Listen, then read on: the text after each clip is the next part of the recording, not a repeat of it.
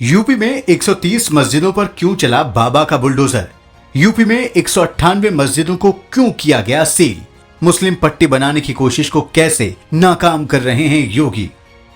दोस्तों, यूपी की योगी सरकार ने राज्य में बनी अवैध मस्जिदों और मदरसों के खिलाफ अभियान चलाने का आदेश दिया है। इस आदेश के तहत पिछले 60 दिनों में नेपाल से सटे जिलों में अभियान चलाकर 130 अवैध मस्जिदों और मदरसों को बुलडोजर चलाकर गिरा दिया गया और करीब 198 मस्जिदों और मदरसों को सील कर दिया गया। यही नहीं, बांग्लादेश से शुरू होकर पाकिस्तान तक एक मुस्लिम पट्टी बनाने की जो कोशिश हो रही है उसके खिलाफ भी सख्त एक्शन हो रहा है।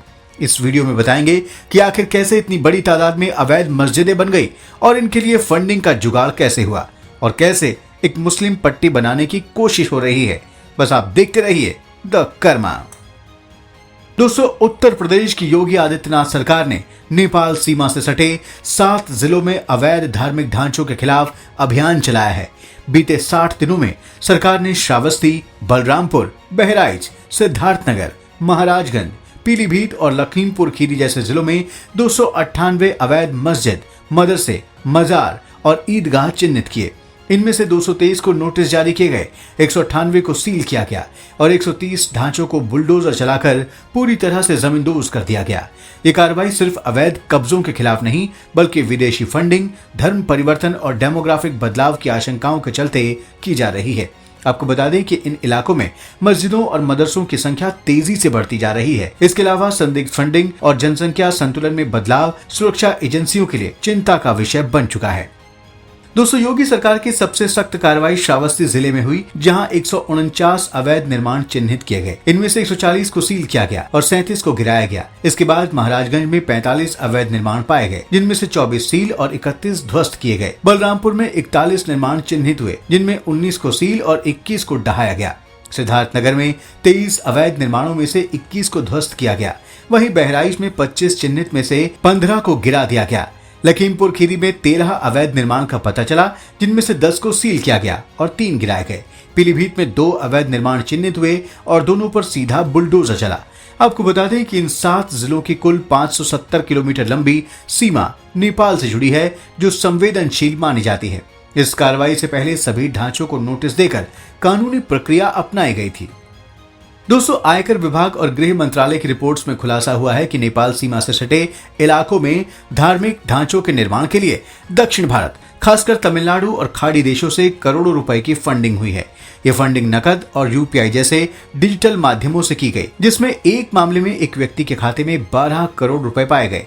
रिपोर्ट में लगभग 150 करोड़ रुपए की संदिग्ध फंडिंग का पता चला है, जिसका इस्तेमाल मस्जिदों, मदरसों और मजारों के निर्माण और धर्म बदलवाने के काम में किया गया। आयकर विभाग ने फरवरी 2025 में नेपाल सीमा से सटे जिलों में 2000 के नोट बदलने की सूचना के बाद छापेमारी शुरू की थी।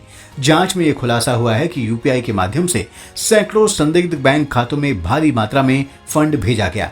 इन ट्रांजैक्शंस की प्रकृति और पैटर्न हूबहू पुलवामा हमले जैसी फंडिंग तकनीक से मेल खाती है, जिससे इसके स्रोत को ट्रेस करना बेहद मुश्किल होता है। बलरामपुर निवासी एक मुस्लिम व्यक्ति के खाते में तमिलनाडु की एक धार्मिक संस्था से 12 करोड़ रुपए की राशि आने की पुष्टि भी हुई। रिपोर्ट में कुल 150 करोड़ रुपए के लेन देन के सुराग मिले हैं, जिनका इस्तेमाल जनसंख्या परिवर्तन के उद्देश्य से हुआ बताया जा रहा है। दोस्तों, यूपी में नेपाल सीमा के आसपास के गांव में मुस्लिम आबादी में तेजी से बढ़ोतरी और हिंदू आबादी में गिरावट देखी गई है। एसएसबी की रिपोर्ट बताती है कि 2018 से 2021 के बीच मस्जिदों की संख्या 738 से बढ़कर 1000 और मदरसों की संख्या 500 से बढ़कर 645 हो गई। दोस्तों, नेपाल की ओर से भी इसी तरह मुस्लिम आबादी 20 साल में दोगुनी हो चुकी है। उत्तराखंड के सीमावर्ती जिले पिथौरागढ़, चंपावत और उधम सिंह नगर भी अब इस खतरे से अछूते नहीं हैं। इन सारी गतिविधियों को देखते हुए यह आशंका गहराई है कि सीमावर्ती क्षेत्रों में एक मुस्लिम पट्टी बसाने की कोशिश हो रही है, जो बांग्लादेश से शुरू होकर पाकिस्तान तक फैले एक बड़े नेटवर्क का हिस्सा हो सकती है। दोस्तों, आपको बता दें कि दक्षिण एशिया में भारत के अलावा नेपाल ही एकमात्र हिंदू बहुल देश है।